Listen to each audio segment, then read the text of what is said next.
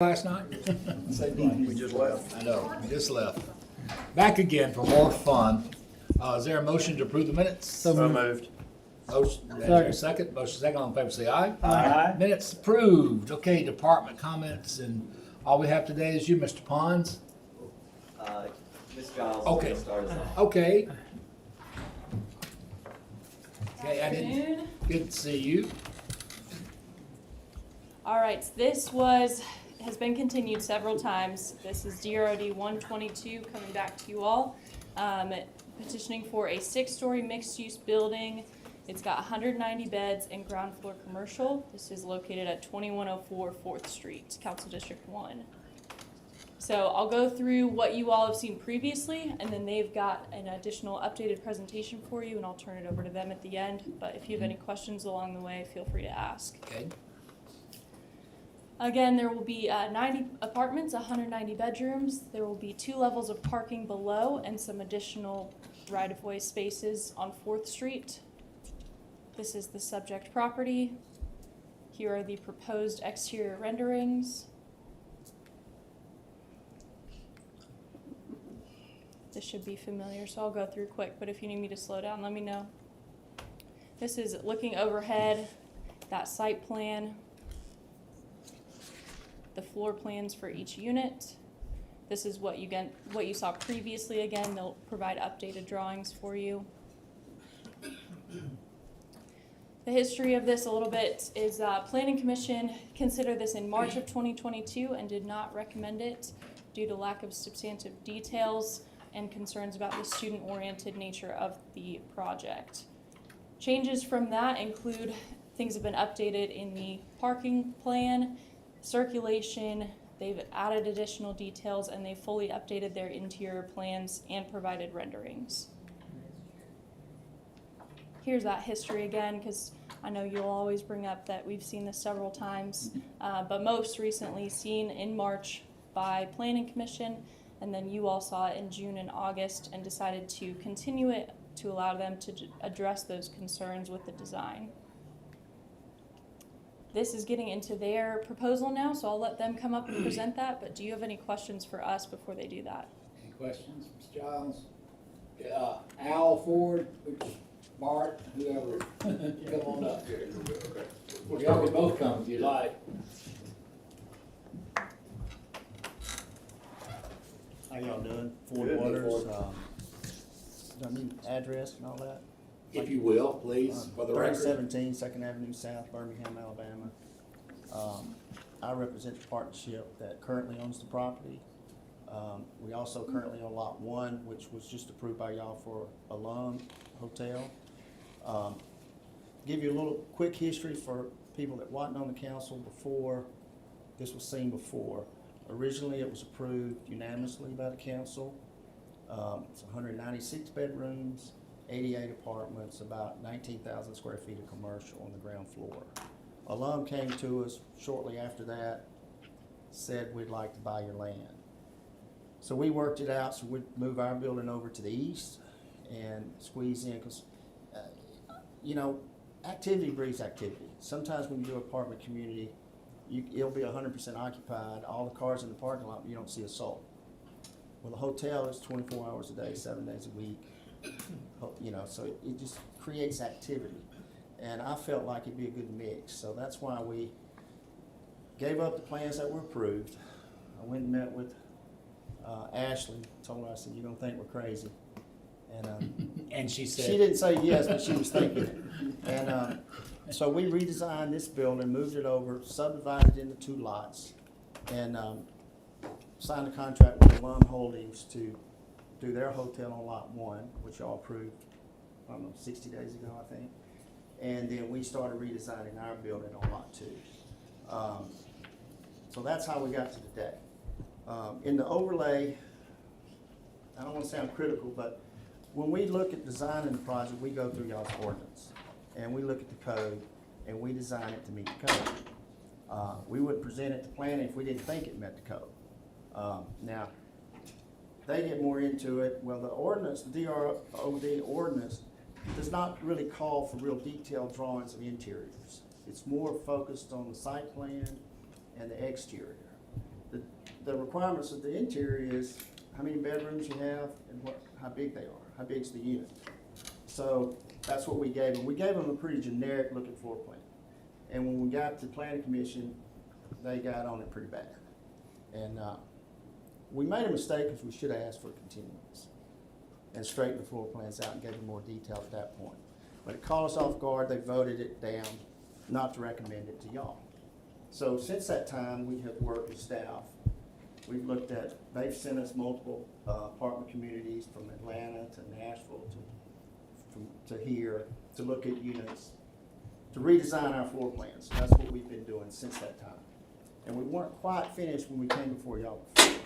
So since that time, we finished. I feel like, I can't speak for them, but I feel like they're in agreement that our floor plans meet more of a universal market and not just students. I've been doing them a long time. This will be my 17th, and our floor plans would meet any community, any type of market. So I'd like to flip through these. These are older, and just get to the ones that we settled on, and they're in the rendering form. But right.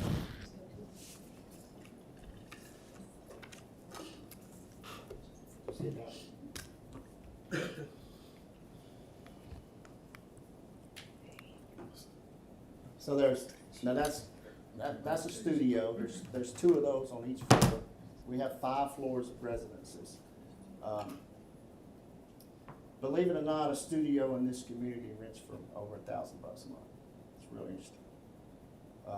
One of the highest per foot rents for new apartments that you can get in this market. Another thing we do is, before we start, we'll do another market study prior to setting our rents. Rents have changed a lot in the last year in this market. That's a above look at the same thing. And what we did, y'all don't mind, is we didn't show any of this. We just had a kitchen and a bathroom that's not very detailed. And they chewed on us pretty bad at planning about it. But at least it told us what they had objections to, because there were no comments about the exterior. And then staff came up with a comment about our circulation of our parking below grade, and we straightened that out. That's a 1-bedroom unit. Walk-in closet. We added storage space. We added pantry space. We went to a stackable washer dryer. I had to do some research because 20 years ago those were real inefficient. They're a little bit better now. You know, a lot of them don't hold a lot of cubic volume of clothes. It takes a while to dry. You know, have to run the dryer 4 times to dry. But anyway, I've done some research on that. So we agreed to go to a stackable, give us more storage space in the 1-bedroom. That's your 1-bedroom, just looking above. You'll be able to rent these both furnished and unfurnished. The way we do it is we price everything in it furnished. So when you sign a lease, you can, you know, if you tear something up, you know what it costs to replace when you sign a lease. That's a 2-bedroom, 2-bath. Both of them have walk-in closets, which I think is nice. You know, our female residences really like that. This also has a stackable washer dryer for study space. One of the things we were doing is we were working within the footprint of the building because the exterior of the building wasn't the issue with planning, so we were staying within the exterior footprint of the building. So we were actually down to 2 and 3 inches of moving walls. You know, we didn't have a lot of room to make changes, to stay within the footprint. Here's your 3-bedroom. One of the things that came up in all of this was, does a 3-bedroom really need 3 bathrooms? Does that make it a student apartment? And in my mind, 3rd bathroom is an amenity. It's not necessarily just for students. People don't want to share bathrooms. I hate to say it because it tells how old I am, but it's like I was telling Ms. Howard. I remember when we did 3-bedroom, 1 bath. You couldn't rent that today.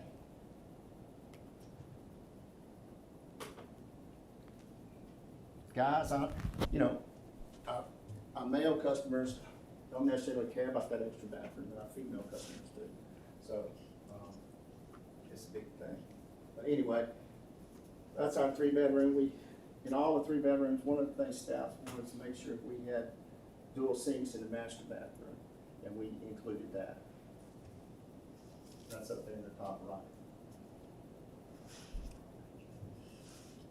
There's a sample of all of the bathrooms. All of the bathrooms are showered. I was telling somebody, I do that because water's gonna be an issue. And, showers take less water than bathtubs. And, so, another thing we added is, in all the bathrooms, they have a bench. And that's so people can shave their legs. But, so anyway, we try to think out a little bit about everything. But anyway, all the bathrooms will look like that. Typical bedroom, all that furniture. If you rent this apartment furnished, that's what it'll look like, except for the art.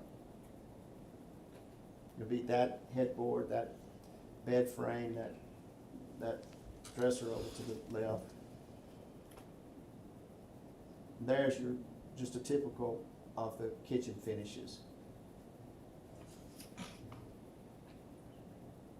I think that's the 3-bedroom, 3-bath kitchen. So that's really all I have. Any questions? What was the total units again? 9. And how many are 3, 2, and 1? There's 10 studios. 10 studios. 5 1-bedrooms, 50 2-bedroom, 2 baths, and 25 3-bedroom, 3 baths. 18 apartments per floor. Okay. I do want. And I hadn't talked about the commercial. There's about 14, just less than 15,000 square feet of leasable commercial space. And I know one restaurant's coming. We've held off trying to do any pre-leasing. It's just no point doing it if you're not going to get approved. But I know we'll have one space for a restaurant. If I could get to our site plan, I can show you which one that is. I need to go back.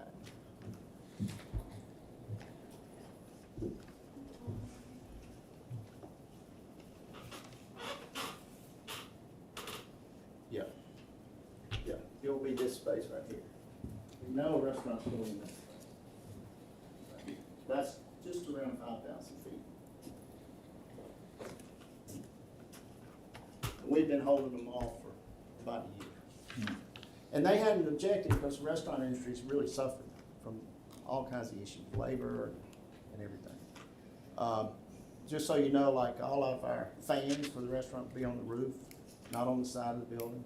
So you won't see that the grease that comes off those fans create a mess. For one of, I know that, and staff may have to answer this for me too, but one of the concerns about this came from public safety, just about that street. Have y'all done anything in 4th Street or? I think it was 4th Street. Yeah, about it. I mean, is there any way that could have been addressed, or I don't know, Chief Rice, somebody, I know, Chief Blanket, somebody was real concerned about that. Well, from a traffic standpoint, we did a traffic study last March with a company called AECom. We provided it to staff, I guess it was around March of this year. And they did a study both with the LUMS density and our proposed density to include traffic patterns for both. And they came back and said that both projects wouldn't really hinder the level of service. Now, they're not necessarily looking at parking issues. They were looking at the level of service, stop signs, traffic lights, just all that movement going on correctly if we add additional trips created by both properties. And that report was provided to the city, and they would not take any comments from me. I said, do y'all need to meet? They said, no, send me site plans, densities, and that's it. So I couldn't lead them. I'd say, tell everybody it's great. But they wouldn't let me make any comments. So they did that study independent of anything that I would give them. And they did it during, while all the schools were in wanted to make sure we didn't do it in a spring break or something like that where there was less traffic. And I think they did it on Thursday, Friday, Saturday. Because one of the guys that works for them went to Alabama, and he knew what goes on Wednesday, Thursday, Friday, Saturday nights downtown. Congestion gets pretty busy around the restaurants and the nightlife places. But now, we park all our residents underneath. Every resident have an assigned space. So if you park on level 1, from a security standpoint, you can't get to level 2 if you park on level 1. They're independent of each other.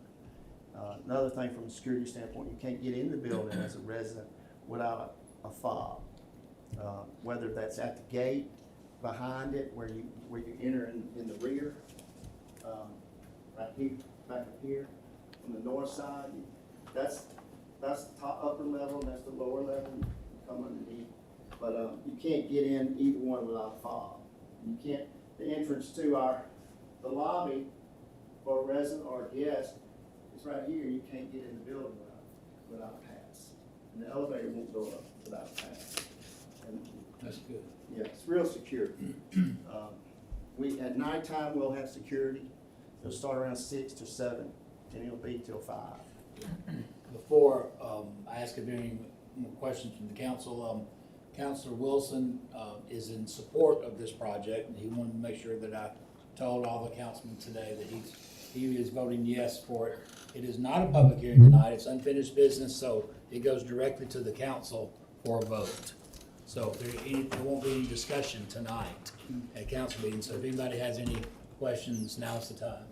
The other question that I had, I know, if I remember from the meeting, the committee meeting that we had, one of the biggest concerns, again, I think you've tried to address it, I just want to make sure I'm understanding it, but planning and zoning rejected this because of the student apartment aspect of this. So I guess you guys feel like y'all have addressed that concern, that this is not just something for students. Then I just kind of wanted to see what staff said about that too. I mean, because I think that was the biggest takeaway that I had, that it was student apartments. Zach? Al, you have a chance to say what you need to. I'm just reminded. Oh, okay. Yes, so the student-oriented nature, I think they have done a good job of addressing that to make it less student-oriented in nature, the design of the floor plans. We've worked pretty well with them on that, gave them some examples. It is hard because of they're trying to work within the parameters of the building, the exterior of the building. Because if they don't, they have to go back to P&Z. That's correct, right? yeah. And it is, when they first came to you guys, it was both lots where alum has been approved, and then this lot, and now it's half that size, and it's about twice the density that they previously approved it under, which again, the public safety aspect of 4th Street was one of the concerns as well. But these are primarily, we've got primarily here what Planning and Zoning Commission said about the project. And yes, the student-oriented nature was a big aspect, but then also size of rooms, lack of storage, mechanical equipment, and power poles adjacent to the balconies off 21st. So Has anything with the soil testing, have y'all got results on that? Yes, sir. We've done all our testing on both lots 1 and 2. All of those tests have been provided to ADM, and compared to the tests that were taken by, we purchased the property originally for Richard Ellis. He did the original test, or their group did, TTL, back in 2005, 2006 area. Anyway, ADM asked us to go retest for certain things, lead, arsenic, and then they wanted tests at the water table. We've completed all those tests. all of the tests compared to the tests in 2005 for every type of contamination are substantially less than what they were in 2005 and 6. And all that's been presented to ADEM. Now on lot 1, let me back up a little bit further. There's already a conditional letter of concurrence from ADEM, which allows us to develop the land. But in meeting with ADEM and updating our thing, ADEM suggested that we redo the application so that it ends up in Life on Fourth, who's the current property owner. Okay, so they wanted it in this partnership. Okay, so that's why we're going through the new application. So that application has been sent to ADEM, and I expect us to have the approval sometime around December. And it won't, there's no, what they're deciding is where the dirt goes that we take out of the site. Does it go to a normal landfill, or does it go to an environmental location? That's what they're deciding. They're not deciding whether or not we can use it or not. That's what they're deciding. So, Now, I hope not, because we already approved the hotel. yeah. Well, and their site didn't have, they had very little of the issues that, really, it's this site Yeah. that was the main issue. And that dealt with lead. Lead was way down below the standards or the limits that are required for concern, and then arsenic. That they did test the water because there were so many dry cleaners downtown over the years. Yeah. And the water test came back really good. So, and another thing, what they were worried about, because we're underground parking, is they're worried about vapor intrusion, and that's why they wanted us to test the water, see if there's any vapor issues. And the levels of the water test came back really low, so they're not worried about the vapor anymore. So I expect we'll get that letter back from ADM probably around December.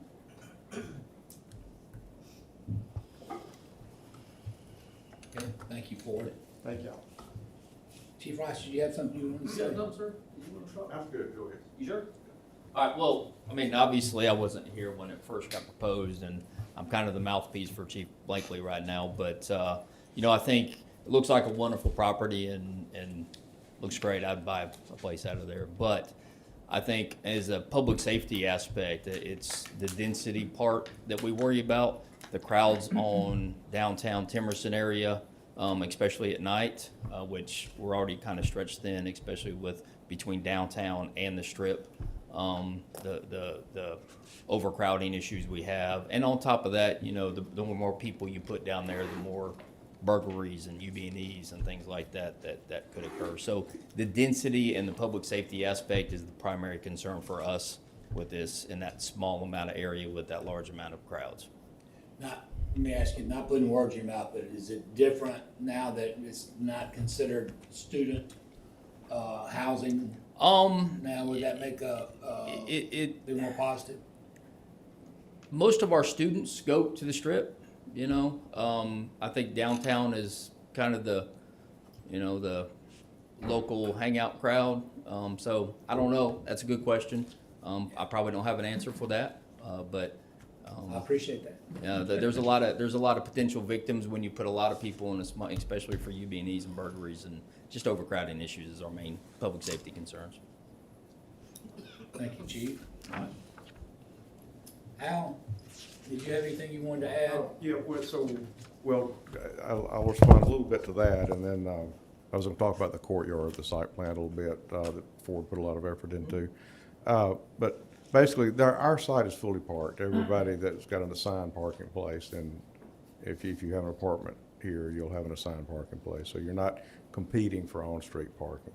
The hotel, we're kind of peripherally involved in that, but they're fully parked or pretty close to fully parked. So as far as somebody living in Life on Fourth or staying at the hotel, they're not really competing for public parking. We are, part of our site improves the rest of 4th Street, extends 4th Street, provides a cul-de-sac that meets fire truck turning radius. We add like 14 parking places that'll be public parking places, so that helps as well. So you're not having, like if I had an apartment down there, I'm not competing for Thursday night parking spaces on the street. I'm parking in my private place, going behind the gate, and I'm done. So, I do want to get back to the site plan. Got this brand new podium here, so I'll probably destroy everything, but we'll see. I do like. I want to go, all it was the the site building plan maybe? securities. Hold on one. Sure. Let me come back to it here. Is that- That's it, yeah. So, the site plan that y'all approved before was very similar. It was basically, instead of an upside down L, it was a U. It had the same courtyard. It had buildings on both sides. This way, it's, you've still got the courtyard. Courtyard's probably a little bigger. That courtyard is about 2 feet above ground level. It's got a little wall behind it that you can sit on. It's kind of a public gathering area. It's private. It's on Ford's property, but it's basically serves a public function. So if there's a restaurant there and you're waiting on a table, you got a 30-minute wait for a table, you got a place to hang out. If you got the kids with you, they got something to do. If you're in the neighborhood, we're extending a sidewalk from this side up to the corner of 21st and University. So if you're at Moe's, if you're at Taco Mama, you can walk across you actually have a sidewalk on 21st that gets you to this area at that grade. So you're not down at the elevation of 21st. You're up on top of the hill. So you're up at the main level of this part of downtown then. So that's really kind of providing a quasi-public function with that. Of course, it would help the restaurant if there's a coffee shop or here or something, good place for people to hang out. So that's something that's part of this site plan. Also, as far as the slope on 21st Avenue, our sanitary sewer line is very the north end of the project, the road you see to the north end there. Our parking decks are below grade, so once we excavate that, that's part of our dealing with the environmental concerns and hauling that soil off. And as Ford mentioned, it literally is a thing of environmentalists testing the soil as it's excavated. This soil's safe for a ordinary landfill. This soil's got to go to a certified landfill. So, so we deal with that during construction. Then when we get through, of course, the slope's been lowered 15, 20 feet, so you don't have the steep slope anymore. So as far as the maintenance and the right of way, that's gone as well. But we did, I guess Mike Gardner asked us, of course, back in March. This is the traffic study that was done for this site and alum. It's that was asked for early on, and we provided that. So we feel good about that. We think this project and alum kind of work together. And really, it's kind of interesting working through the student-oriented versus traditional housing, because if you want to talk to a young professional of where they live and what they want to do, we've got the young professionals over here that worked with us on the staff. So they putting words in Zach and Caitlin's mouths, I guess. But the idea of the courtyard, the idea of the walkability, the idea of tying downtown together were all positive things. Some of the changes are pretty simple in the unit. Some of them are a little more reaching. You do have a definable primary and guest bedrooms now. They're not all the same. You've got additional closets. There's a place for the Christmas ornaments, a place for the Thanksgiving pumpkin decorations. There's a place for the vacuum cleaner, those sorts of things. So we've revised them to be traditional housing and not student-oriented, where all the bedrooms are identical and the living area is very, very tiny and there's really no storage. So I just wanted to add in those few things. If any questions of me or Ford? Well, he mentioned there'd be a 5,000 square foot restaurant. Mhm. And you tell us there's 14 parking spaces. Mhm. So where do you expect those Well, people to park? we're adding 14 parking spaces, but yeah, that's the people living here have assigned parking. For the retail space, it's just like all the retail space downtown. You've got you're just relying on public parking or the parking deck. These are getting a little closer to the parking deck than some of the developments downtown. There's usually parking there. There's just, how far do people want to walk? Thank you. Any other further questions, Mr. Cabas? Mr. Thank you all. Wilson, Councilor Wilson's here now, and I spoke on your behalf earlier, still, that you were in support of this project. Anything else you'd like to add? Yes, sir, I am in support of it, and I want to thank you all for coming to give this presentation today. I believe that this has they put a lot of work into changing their floor plan. I talked to Ford a while ago and let him know that student housing would not fly within the district. And in receiving the email from yesterday that all specs and things were changed, then I would fully support it.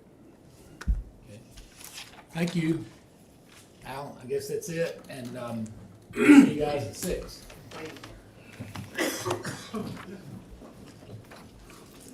All right, Mayor Maddox is unable to be here for pre-council, so we'll go to department comments. Mr. Tyner.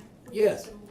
Oh, I'm sorry, I just saw one thing on here, Zach, I'm sorry. No, it's okay. You know, we always have So important. a lot of stuff for you guys. These ones are quick. So, Z1622, this is a rezoning here at the old fire station on McFarland.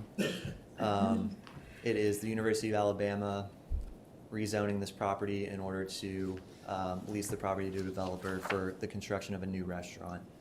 And it was unanimously recommended for approval. So this one is going from institutional to BN. So it's because they are leasing to a private entity without being affiliated with an institution, they would need to rezone that before development. So any questions on that one? It's actually District 6. Oh, what did it say? It says 5, but that's. Oh, no, this one says 6. Yeah, that's the right one. The next one is District 5. Oh, okay. Yep. So this one's Alabama One Credit Union. So this is on Jack Warner. It's been there forever, but when they came in, and it's zone institutional today, when they came in for an LDP to do an addition, we realized, hey, this is institutional. You guys aren't, part of a institution or working affiliated with an institution, and so you do need to rezone that property. And so they're updating. Alabama 1? This is Alabama One on Jack Warner. We've already done a bunch of work. Yeah, They're doing so a lot. part of their, like before CO, prior to CO, they need to get this approved to rezone. And so that's why they're coming forward to you guys, and it was unanimously recommended for approval at Planning Commission. We have another one. This is Eat My Beets. So this one is off Jug Factory. You can see it's Zone ML today. Eat My Beets currently operates here in that vacant area right there, that grassy area. They would like to build a restaurant / listening room.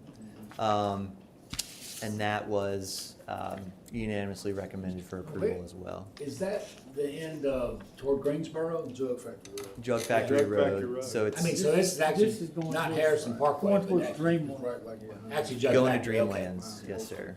Those hotels are right over there. Mm-hmm. I always like that name. McDonald's off. Jug Factory. You know what? So, You know what? That's where they They do had a jug moonshine. factory? That was a place where they made jugs. That's Yeah. Cribs Mill Creek. That did. I do have Moonshine jugs. one more He's for you got- guys. We got some work to do. I'm sorry, We Zach. have- No, you're totally fine. You're Sorry. fine. We actually have 2 more for you guys. Just trying to give you some history of Jug Factory. Yeah, no, it's great. You gave us a really good history the other day. Used to be way out. I appreciate you too. We did meet about Alberta. You gave us a great history on that. Thank you. That was fun. I enjoyed Are it. you a history teacher? I am. Real quick, before we get into this gastropub conditional use approval, R&R Cigars, you've heard it multiple times. It's Yeah. been tabled a few times. They have, Mr. Winter copied Mr. Starner, the owner of the property, on an email to us requesting to withdraw that petition. So you guys would be able to vote to withdraw if you're so So inclined. we'll withdraw it. Withdraw Yeah, it. you'd No have to more vote to table. withdraw, to approve that withdrawal request. okay. And then Ms. Hayes is gonna take this one too. Hello. Hello. How are y'all doing today? Good, good. Okay, I'll go really fast through this. Got another conditional use application, a gastropub. Leo Holtzman is petitioning for this. It's gonna be known as Socal Cantina at 2308 University Boulevard. So here's just an aerial view of that. And then a closer aerial view to the east of this is De Palma's. Yeah. And then to the north is Timerson Square. So it's going in this brown building right now, and they are in the process of painting that white. But that is it today. So just again, section 2452 does require gastropubs to be approved by council as a conditional use. Some of that criteria used to consider is occupancy, kitchen hours, and bar hours of operation, proximity to like establishments, public safety plan, and then plan to reduce possible nuisances. Do y'all have any questions for me? They Well, said they're they're gonna, like, gonna serve- repaint it. They're gonna serve lunch and everything? They are. They're gonna be full service. They're gonna, I'll discuss their hours tonight. They're really gonna do it. But they really are gonna do it. Right. They are. They're gonna do it this time. What do we guess they gotta get brown? Alcohol like? We did. That was, yes, They're gonna sir. repaint Their it alcohol white, they gotta license. get brown. Listen, that young man and his wife, they've come here and are really looking forward to coming, doing great business within our city. I met them both, very humble people. They have a business mind, especially to see someone who spends his life's savings to come and do this.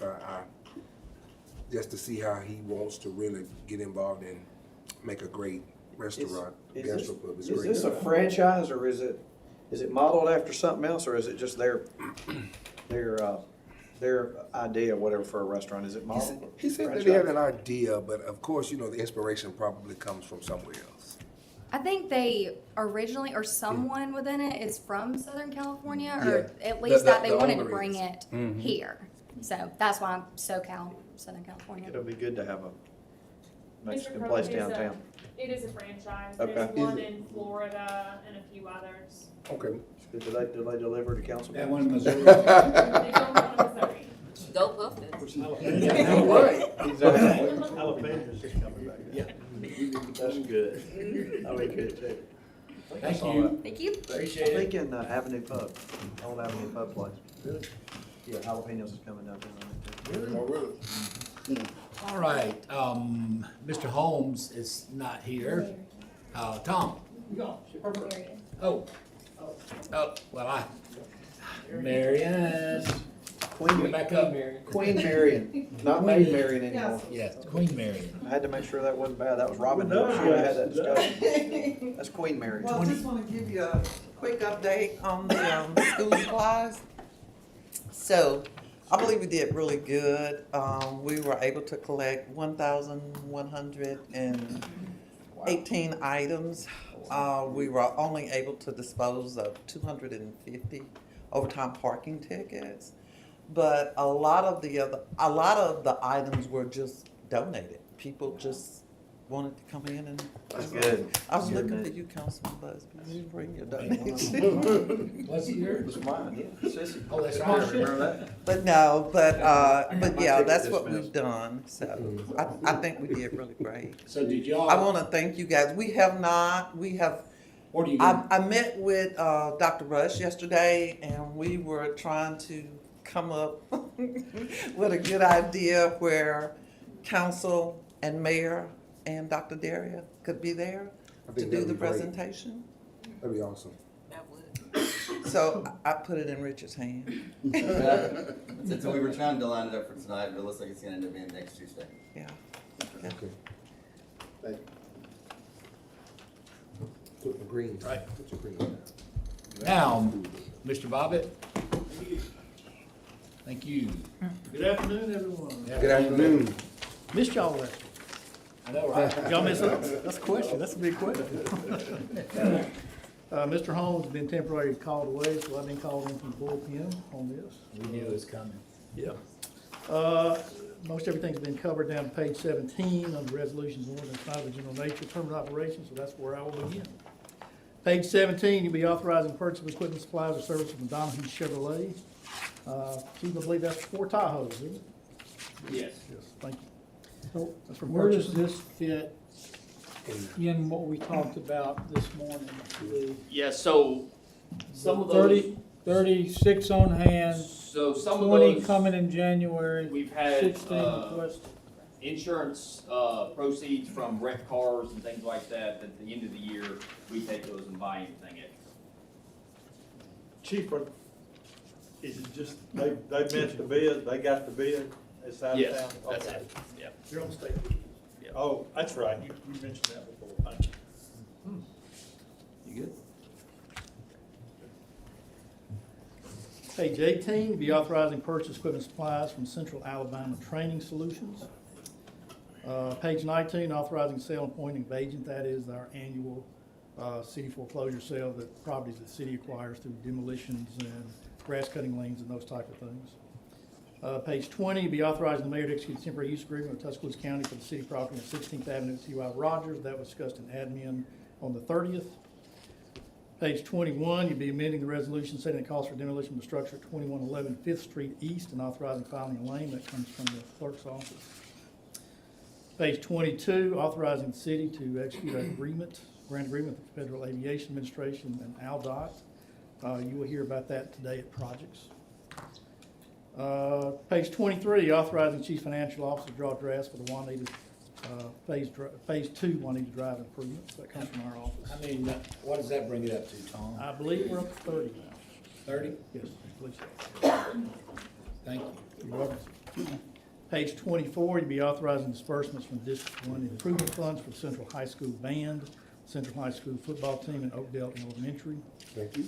Page 25, authorizing renewal of the city's helicopter insurance coverage with Westchester Fire. That was heard on the insurance litigation on 2 weeks ago, on the 30th. Page 26, authorizing a minor public works contract with National Wash. We still have 4, by the way. I'm just kidding. So you'll be authorizing a minor works contract with Public Wash Authority LLC. That is something you'll be hearing today on projects. Page 27, authorizing a minor public works contract with Cone Cranes. You'll be hearing about that today at projects. On page 28, you'll be authorizing the mayor to execute a primary services agreement and task order directive number 1 with TTL for the University Boulevard East Corridor Improvements Project. That was heard on the 30th at projects. Page 29, authorizing the mayor to execute an agreement with the Arbitage Group. You heard about that at finance on the 30th. Page 30, you'll be authorizing the mayor and the chief financial officer to execute a letter of engagement with Malta and Jenkins to conduct the annual audit services. That will be heard today at finance. Page 31, authorizing a minor public works contract with Overhead Door of Tuscaloosa. You'll likewise hear that at projects today. Page 32, authorizing a minor public works contract with Miscellaneous Metals and Fabrication LLC. You will also hear about that at projects today, and we will also be calling for 1 executive session today. Any questions for Mr. Bobbitt? I'm gonna ask this in finance, but is that a change from the group out of Georgia that has been doing our audit? Is that? No, that's an extension. Carly will brief it, and the same company, their 5-year piece expired last year because of some personnel issues. They're asking for a 1-year redo. Is that And I'm Jim? okay with it. Is that Jim Jenkins? I don't know. They're local, Malden and Jenkins. They're out of Georgia. Oh. Same They place. specialize, it's the same audit firm we've used for the past few years. Got you. That's what I was wondering. Okay, we have projects 2:30, finance 3:15, then we've got a little break, till council meeting at 6.